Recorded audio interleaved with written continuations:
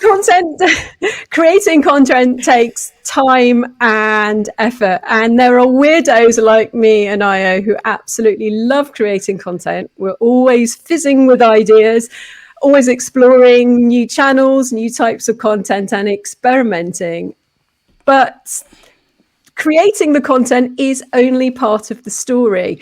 In order to get your content in front of the right audiences and get it landing and delivering, you need a content strategy. You do. So you definitely do need a content strategy. And I think one of the things we are going to be talking about content strategy for about 20 minutes. We're going to look at what is a content strategy, how to manage your marketing goals and deliverables. And we're also going to how to review your strategy and how to stay ahead. But of course, as Stacey said, we want to hear from you. So pop questions into the comments and we'll definitely talk about them.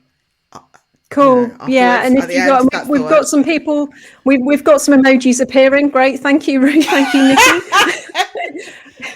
I don't know. Is that a bat or a drag? Is that a bat or a dragon? I'm not sure, but I'm liking it. I'm liking that, Nikki. I think it might be a bat. You know, Nikki. I like that. It's cool. And Ruth's just laughing at us, basically. Cheers, darling. Right, let's crack on. Let's people having what let's crack on. Okay. So actually, before we crack on, I guess, because this is about content strategy, and then I asked you a question, which you just suddenly laughed, because I suddenly realised, my question was, do you have a content strategy, Stacey? Do I have a content strategy? No. Well, not one that's written down anyway, which is terrible when we're going to be talking about content strategy. I don't have one that's written down, but in my head, I know what I want to do, what I want to achieve. I don't create anything without a purpose attached to it. I monitor how things are doing. So I am doing all of that, but I just don't have one actually physically written down, which maybe after this I might have to do that. What about you, Io? Do you have a content strategy? No, I don't. But that was the thing. It was like I did do a search on my kind of drive, and I was like, do I have a content? And I literally couldn't find one. And then I realised that actually, I do have a bit in my marketing strategy that covers content. So I have content pillars and stuff, but actually, and then I know what I want to do with stuff and where I want to put it. But yeah, I don't have one either. But there you go. Yeah, but I suppose I was thinking about this morning because I knew we were going to talk about this, and being a solopreneur, which I hate that phrase, or working for myself, being self-employed. Yeah. I'm not spending thousands and thousands of pounds on a content marketing budget. So yeah. if I was, then I'd probably be a bit more formal about it. But I do think about it. I don't create anything without having given it some thought first. Anyway, so let's dive into the first actual. Now we've asked each other a question and we've exposed the lie. Let's ask the first question. What is a content strategy? So, do you know what I decided, as I was doing my prep earlier, that I would go for a definition. So HubSpot's definition, which is a content strategy, is the planning, creation, publication, management, and governance of content. A great content strategy will attract and engage a target audience, meeting their needs while driving business goals. I think that's a pretty good definition. And I hadn't really thought about the governance of content, which actually is a good point. It's an area I hadn't thought about as much. But I like the kind of, publication, I probably use the word distribution, but publication, I guess, is probably the proper word. And I think definitely when it comes to content strategy, it's that whole thing of how do you distribute it more than once in more places and keep it going and then reuse it again and distribute it again. And I think it's that kind of, you keep getting the most out of that piece of content that you possibly can. So yeah, that's kind of what the definition is. Do you want to add to that? Yeah, that sort of covers the point, because I sort of wrote a little bullet list, and I think the starting point has to be, for any content strategy, has to be the purpose. Is why are you doing it? What do you want to actually get out of it? What is the end goal? What does success look like having put this content out? So if you don't know what the point of it is, what you actually want to deliver. How can you actually, Yeah. how can you, make sure that it actually delivers on your goals? So the sort of, what does success look like? And I would then work back. And part of that then is, well, who's your target audience? Who do you want to get this content in front of? Yeah. Then from that, it stems like, well, okay, what is your distribution strategy? How are you going to get it out? Which channels are you going to use? I've mentioned repurposing. I've got repurposing on my list as well. And I think we're going to talk about that a bit more later. But I've also added, and as Nikki has put in the comments, tracking, and I've put measuring. How it's doing, because I think that's an important part of it, and I think that's going to be important when we come on to talk about sort of reviewing your strategy. Yeah, you're right. Unless they're tracking, or unless they're including that in governance. I'm wondering though, because it's HubSpot, I'm thinking they're thinking of large firms. So I'm just thinking actually governance might be the protocols and how stuff's stored and saved and shared. Like all of that stuff, so that you can find the information. I think it might be that as well. I don't know. Yeah, I think, I think that's important, particularly for repurposing, is having that library of where everything is, and easy access, and sort of all your templates and all of those things. So maybe that's it might be. And also if you've got freelance writers and things like that, there'll be like protocols on this and that, and all of that kind of governance around it. And I think it might be linked to that, I'm imagining. Yeah. Okay. So let's go to the next question. So, reviewing your strategy and how to stay ahead. No, that's the third question. That's my mistake. Jumping ahead there. We are doing a blooper reel actually for next month. So plenty of material. Forget that. I didn't say that. We won't spoil the surprise on the third question. Okay. How do you manage your marketing goals and deliverables? Is that the second question? Yeah, how to manage your marketing goals and deliverables. Yeah. Oh, okay. You're going to go first on this question. Oh, am I? Okay. I've got a different question. Sorry. Have you? I've got what is realistic and managing expectations. Oh, well, it's kind of the same. It's kind of the same thing. It's kind of the same thing. Is actually managing. I think we changed the wording on it, and it's the how to. Okay. Yeah. Okay. Sorry, I probably gave you an old version there. This is going really well. This is going really, really well. Okay. So you'll have to go first. No, I will. It's the same question, just differently worded. Okay. So. How to manage your marketing goals. I think some of the things that I would throw into the mix are, do you have enough ideas? You know what you want to achieve. Like, say, for example, you're doing a campaign around a particular project and stuff. Yeah. Where are you generating those ideas from? Do you have enough ideas? If you want to put a podcast out and do X number of episodes, do you have enough ideas, guests, whatever it is, to fill that many episodes? If you are putting out, a monthly newsletter or a quarterly newsletter or a weekly newsletter, do you have enough ideas? Do you know where those ideas are going to come from? There are other things like the approval process, and this comes back to sort of having, I suppose, that sort of governance really is, do you know what the system is going to be for actually getting that content created and getting it approved? How many people are going to be seeing that content? Some of the other things I think are important in terms of delivering on your goals is just to be realistic about what you can actually achieve. I think the temptation is to sort of want to do everything and do lots of different things, but actually you need some sort of consistency. And I think it's fine to start off small, okay. You want to, if your ultimate goal is to do something monthly, maybe start off quarterly, get your systems in place, get a process in place so that you can then actually properly deliver. Think about the channels and how many channels you can realistically fill. There are new social channels popping up all over the place, and the temptation is to be everywhere. But can you realistically deliver on each channel. There's no point in being on a social media channel if you're just going to drop some content on there every now and again. It's just not worthwhile. So those are some of the things. I've got more, but I'm going to pass over to you now, Aya. So I understand what I'm doing there. So I think for the kind of goals and delivery, and I think for me, it's about.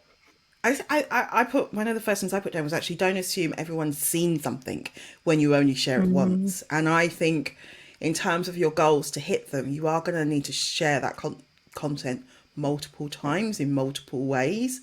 And just, and I think I often say, like, especially when I'm working on website projects, I always think, when everyone's like, oh yeah, my new website's out. I'm like, great. Now how are you going to feed it? That's basically it. How are you going to get people traffic there all the time and keep it going? And I think that's the huge thing with content is that don't assume people have seen it just because you shared it once or you're tired of it and you're bored of it. It's like you kind of need to keep going and sort of, talking about it in different ways, pulling out the headlines into carousels, all of that kind of stuff. So I think when it comes to goals and delivery in your strategy, it's got to be that, how do I get this out multiple times and in multiple ways and really doing that. And I think the other thing is, like, I follow quite a few kind of SEO copywriters, and it's quite interesting. Like, there's like having that brief at the front with your goals, who you're targeting, what you want your page to achieve, actually even looking at the keywords, having that ready to go and understanding where this piece of content and really kind of getting, I guess, granular with a framework before you even start to write.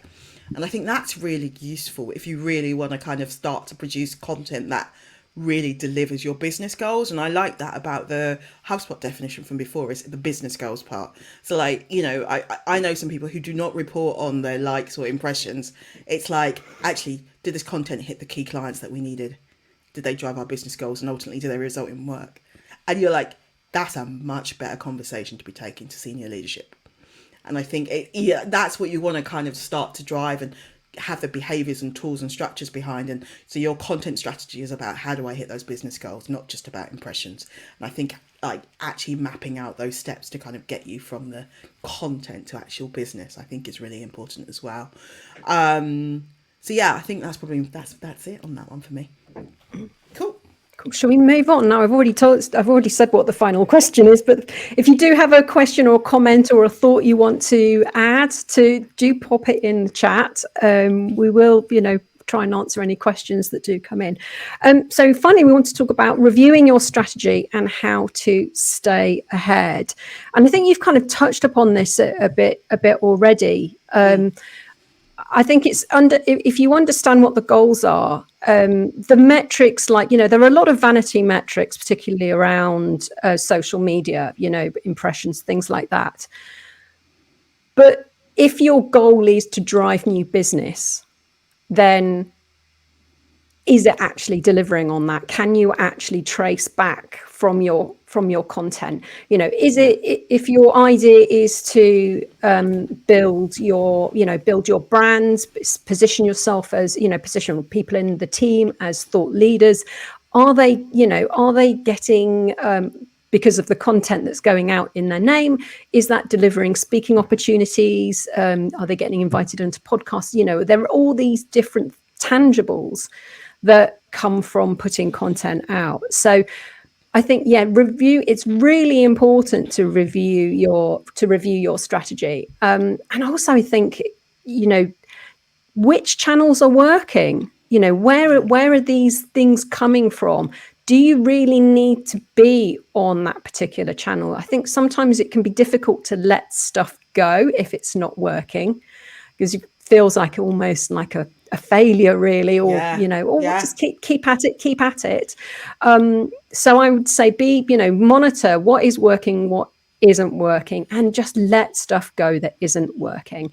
But that's hard. It is hard, but I'd caveat that by saying that make sure with any type of content is, it's not like you can do it once and it's going to be an absolute amazing success. Particularly if you're trying something new and you're trying a new channel, make sure, having your plan, having your strategy, how long you're going to give it a go. podcasts are a really good example of this. I can't remember what the stat is on the failure rate, if that, most podcasts don't have more than 6 episodes. But if you want to build an audience and do, it's got to be something that you've got to plan. Okay, we're going to do X number of episodes of this, or if you're building building a thought leader campaign, how many articles is that going to be? How are you, how many of the thing are you going to do?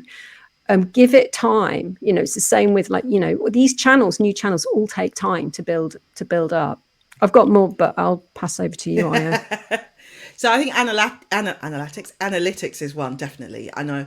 And actually, I think sometimes when I'm thinking about how I look at the stats for my LinkedIn, so yes, impressions are important, but sometimes the posts that I do aren't the popular posts, which will be this is a piece of work I've done, or, or this is what I do, which actually quite often those are the posts that lead towards a business conversation. They're not going to get the impressions of something else, you know what I mean? So make sure you're looking at the right metrics as well. So it's not just the high numbers, but also I think, particularly on LinkedIn for me, also look at stuff like, like sometimes they show you what companies, your top companies that are engaging with your content. Are they the right companies, the types that you want to work for? But they also show you the levels. So, you can kind of see, is it senior director? Is it directors? Is it these people? Or is it just like, lower people who aren't decision makers? So I would use stuff like that as well to kind of measure whether your content strategy is actually hitting the people that you want to hit. And then you can kind of say, actually, if I do this in my content, is that going to get me more of the right people reading my stuff? So that's on that. And also on the letting go point that you made, Stacey, which I think is absolutely true. A couple of weeks ago, I wrote a blog recently about X and what's happened at Twitter 1 year on since Elon. And I got some research done. And basically, if you like looking at the stats of Twitter, like I used to regularly get 20 to 30,000 impressions without doing anything really, just like generally just tweeting, whatever. And links into my website. But now I'm lucky if I get even a couple of hundred over the whole month. Like it's literally gone down like 100%. And I think a lot of like legacy, especially like the engineering firms and stuff I looked at, because they had huge followings, they're still posting as normal on Twitter. And you're like, you're not getting any impressions, man. Like you just look at the numbers and you're like, you might just do reposts and not even bother. And a lot of them haven't secured threads. So I think, your content strategy is going to have to move on. And like you say, let it go. Yeah. So yeah, that's a huge one for me. Yeah, and I mean, in terms of like, because the second part of the question is how to stay ahead. It can be overwhelming when you look, I remember when it was, the options were, there was, before social media, it was probably, you would either have an event or you might put out a physical, document, a report or a newsletter or something like that. And then the internet came along and, people had websites that could put content on there. And then we've got social media. And, at first Twitter was the kind of, the main candidate for a long, long time. But now there are so many other options. And it can be overwhelming. And as you say, you can stick to ones that have always worked. But I would try and put part of your content strategy or overall content strategy is to explore what is out there, explore the new platforms, have a look and see what's available. Are your audience kind of gravitating to those particular platforms? If you're already on a platform, explore the new features. A platform like LinkedIn, they're always introducing new features, and often they give a massive boost to the new feature. Remember when they introduced polls and suddenly polls were everywhere because the algorithm would boost the new type of content. So I would, try and keep up to date with what is going on in the content world, because you might, it might be that there's a new one to try that actually could be really, really good. It might be that there's a new feature or a new style of content that you can try that's going to be promoted really, heavily by a particular platform. It was like on Instagram Reels, when they introduced Reels, and Reels just went through the went through the roof. It was like, just get it off my feed. But I was going to say as well, if you on LinkedIn, if you follow Kevin D. Turner, he's like one of those LinkedIn kind of guru type people, and he has a blog where he counts all the new features on LinkedIn in a year, And currently in 2023, as of the end of October, 150 new features on LinkedIn Yeah, this it's year. crazy. That's It mad. is it's crazy. Yeah, and because I was going to say, you can follow people like Kevin and other people that are monitoring all this, so you don't have to. That will Yeah. just do a handy summary, and then you can go, well, actually, that could be potentially interesting. And the other thing I would say about content and content strategy is it can be very easy to just get stuck in your groove and be Yeah. doing the same stuff. I've been there, and you're just putting out the same sort of stuff. I would recommend having a look around and seeing what other people are doing, not necessarily within your industry, but outside your industry, and keep the creative juices flowing, keep getting inspired, because it might be that another industry, someone from another industry is doing something really interesting. Actually, we could take that and we could do something similar, or Yeah. spin it our way. Particularly, we talk a lot about LinkedIn, but a lot of the content on LinkedIn is the same. A lot of the posts are the same type of posts. And every now and again, you'll get someone popping up who's doing something different. And it really stands out. And I think exploring those, different types of content and those different channels it should be part of your overall content strategy, because you might be missing something that actually is really effective.